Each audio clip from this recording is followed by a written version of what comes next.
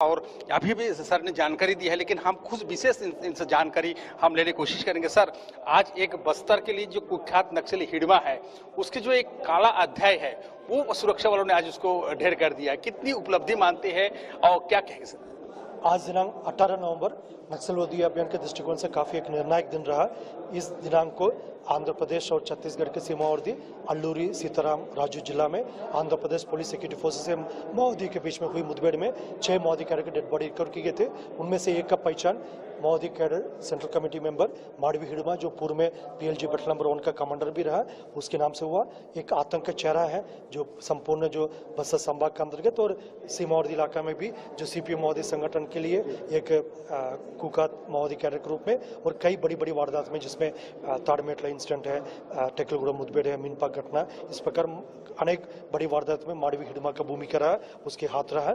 और आज इस मुठभेड़ में उनका डेड बॉडी रिकवर करना सुरक्षा बल के लिए काफी एक निर्णायक बढ़त के रूप में हम इसको देख सकते हैं। इस मुठभेड़ में माडवी हिडमा के अलावा उनकी पत्नी राजे, जो वर्तमान में Dandakaranya special zone committee member भी है, और 6 और माओवादी टोटल 4 माओवादी टोटल 6 माओवादी कैडर के dead body Andhra Pradesh police द्वारा मुठभेड़ के पश्चात बरामद की गई। सर, ये जिस प्रकार की आपने इससे पहले भी बस्तर में सुरक्षा बल के द्वारा बहुत सारे बड़े लीडर को यूटिलाइज कर चुके हैं, बहुत सारे इन लोग आत्मसमर्पित भी किए हैं, तो अगर बस्तर की बात कीजिए, कितना शीर्ष नेता बचा है जो अब तक के बस्तर को हैंडल कर रहा है? वर्तमान में CPM माओवादी संगठन का टॉप लीडरशिप लगभग समाप्त हो चुके हैं। उनके पास मात्र गिने चुने कुछ नाम है, जिसमें police bureau member Dev ji है, पुलिस ब्यूरो मेंबर गणपति है, सेंट्रल कमेटी मेंबर्स में संग्राम है, गणेश उइके है, रामदेव है, और दंडकरण स्पेशल जोन कमेटी में बारसदेवा पापाराव। इस प्रकार सिर्फ गिने चुने नाम। इसके पूर्व में माडवी हिडमा का भी नाम इसमें गिनती करते थे, लेकिन आज उसका अंत हो चुकी है। इसलिए अभी मात्र 6-7 ऐसा चेहरा है माओवादी संगठन के पास अभी भी लीडरशिप के नाम पर बचा है, लेकिन उनके पास भी एक ही विकल्प है, हिंसा छोड़कर समाज मुख्यधारा में शामिल हो जाए, अन्यथा हमारा सिक्योरिटी फोर्सेस का परिणाम को उनको सामने, अभियान का परिणाम को उनको सामने देखने के होगा। कुछ देर पहले डिप्टी CM ने भी उनके गांव पहुंचे थे, उनकी मां से भी बात किया, उससे मां ने भी अपील किया, क्योंकि सुरक्षा बल ने लगातार अपील भी कर रहे हैं कि आप सिलेंडर हो जाइए, तो उनका अपील को नाम मानना उनके लिए काल बना है। लगातार छत्तीसगढ़ शासन, भारत सरकार, बस्तर पुलिस और सभी सिक्योरिटी फोर्सेस ने इस प्रयास को भी जारी रखा है। माओवादी कैडर हिंसा छोड़कर समाज की मुख्यधारा में शामिल हो जाए, ताकि उनके जीवन शांतिपूर्ण तरीके से और एक सकारात्मक तरीके से आगे निर्माण कर सकता है करके। लेकिन इस बात को कई माओवादी कैडर सुनकर समाज की मुख्यधारा में शामिल हो गए, लेकिन कुछ माओवादी कैडर अभी भी उसका अनसुनी किया। उसमें माडवी हिडमा का भी हम नाम ले सकता, क्योंकि इसके पूर्व में सिर्फ 1 हफ्ता 10 दिन पहले जो छत्तीसगढ़ शासन के उप मुख्यमंत्री महोदय और पुलिस का और प्रशासन के सभी सीनियर ऑफिसर्स भी उनके गांव तक गई, उनके परिजन से मुलाकात की। दोनों बारसदेव और माडवी हिडमा का माता भी इस अपील को जारी रखा है, हिंसा छोड़कर समाज की मुख्यधारा में शामिल होने के लिए, लेकिन उसके बाद को भी माडवी हिडमा ने अनसुनी किया। उसके कारणवश आज उनके इस प्रकार का परिणाम को भुगतना पड़ा। बाकी नक्सल राडार में है, भले पताल में हो, आकाश में हो, पुलिस खोज निकालेगा। निश्चित रूप से जिस तरीके से हमारा सिक्योरिटी फोर्सेस विगत समय में प्रभावी रूप से अभियान संचालित किया, उसका परिणाम सबके सामने है। खासतौर पर वर्ष 2025 में माओवादी संगठन के जनरल सेक्रेटरी बसवराजू है, सेंट्रल कमेटी मेंबर सुधाकर है, और अन्य सेंट्रल कमेटी मेंबर्स के रामचंद्र रेड्डी, सत्यनारायण रेड्डी, और सीमावर्ती राज्यों में जो गजाला रवि, और छत्तीसगढ़ अंतर्गत गरियाबंद जिला में मोडम बालकृष्णा और चलपदी, और इवन झारखंड में भी विवेक मांझी और सहदेव। इस प्रकार माओवादी संगठन का टॉप लीडरशिप आधा से ज्यादा मुठभेड़ में सफाई हो चुकी है, और कुछ और माओवादी टॉप लीडरशिप, जिसमें वेणुगोपाल जो पुलिस ब्यूरो मेंबर और रूपेश उर्फ सतीश जो सेंट्रल कमेटी मेंबर, उन्होंने अक्टूबर महीने में आत्मसमर्पण करके समाज की मुख्यधारा में शामिल हो चुकी है। इस प्रकार की परिस्थिति में माओवादी संगठन के पास अभी मात्र एक ही विकल्प है, हिंसा छोड़कर आ जाए। यदि दूसरे राज्य में भागने के लिए यदि उनका विकल्प होगा, प्लान होगा, उससे कोई फायदा नहीं, क्योंकि उन राज्यों में भी सुरक्षा बल जिस तरीके से अभी माओवादी के खिलाफ काफी प्रभावी रूप से अभियान संचालित कर रहा है, उसका परिणाम सबके सामने। इसलिए माओवादी के पास ना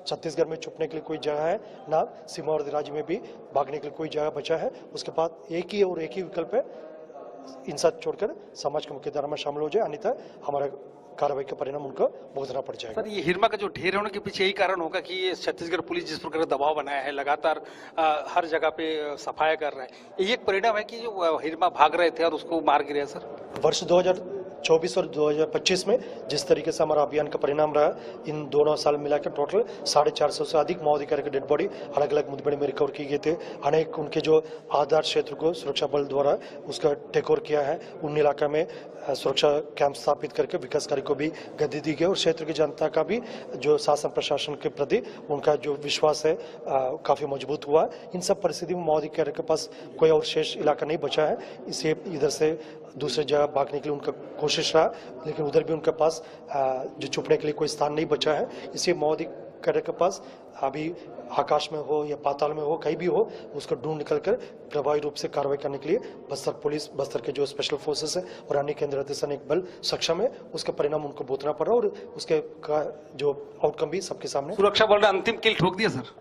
जैसा आज की मुठभेड़ का परिणाम काफी एक निर्णायक है। जो नक्सल मुक्त भारत, नक्सल मुक्त छत्तीसगढ़, नक्सल मुक्त जो बस्तर का जो संकल्प है, उसी दिशा में 18 नवंबर 2025 काफी एक निर्णायक दिन के रूप में हम देख सकते हैं। तो चलिए, हमारे साथ मौजूद रहे बस्तर आईजीपी सुंदर राज ने, उन्हें तमाम विस्तृत हमें जानकारी दी है और उनका साफ तौर पे कहना है कि अभी भी जो शीर्ष जो नेता है वो पुलिस के राडार में है, चाहे वो पाताल में हो, चाहे वो आसमान में हो, चाहे कहीं भी हो, वो उन्हें ढूंढ निकालकर उन्हें मार गिराएगा। तो कुल मिलाकर ये कहा जा सकता है कि आज का जो एक निर्णायक दिन था, आज एक निर्णायक समय रहा जो पुलिस बलों के लिए, सुरक्षा बलों के लिए एक बहुत ही उपलब्धि का दिन माना जाएगा। और साफ तौर पर आईजी बस्तर ने एक जानकारी, अहम जानकारी ये भी दिया है कि अब तक के जितने नक्सली मारे गए हैं, जितने न्यूट्रलाइज किया गया है, उनमें से सबसे शीर्ष नेता यानी कुख्यात नक्सली जो है हिडिंबा है, उन्हें आज पुलिस जो सुरक्षा बलों ने उसे ढेर करने में सफलता प्राप्त हुआ है।